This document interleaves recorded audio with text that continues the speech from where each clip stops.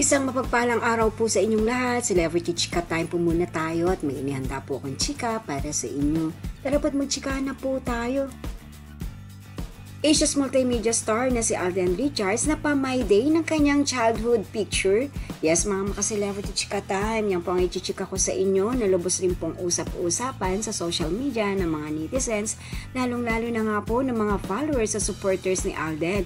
Abay, bakit nga ba na pa-My Day itong si Alden ng kanilang childhood picture kasama ang kanyang mga kapatid?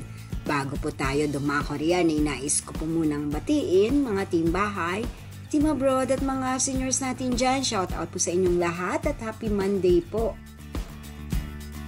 Ibinahagi nga po ng Asia's multimedia star sa kanyang social media account, sa kanyang Instagram, ang kanilang childhood picture kasama niya nga po rito ang kanyang Kuya RD at nakababatang kapatid na si Risa Fulkerson. Ano nga ba kaya at bigla-bigla na lamang po itong na-My Day ng Asia's multimedia star?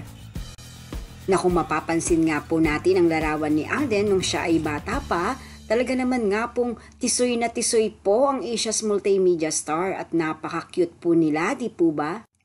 Mukhang namimiss po ni Alden ang kanilang mga ginagawa ng kanyang mga kapatid nung sila ay mga bata pa. Yes po mga maka-celebrity chika time, alam naman po natin na very sweet po si Alden pagdating po sa kanyang mga kapatid. Talaga naman nga pong dumadayo pa po ng pagbabakasyon si Alden sa USA para lamang makasama ang kanyang Kuya RD. At ganun din naman po si Alden sa kanyang mga nakababatang kapatid na babae.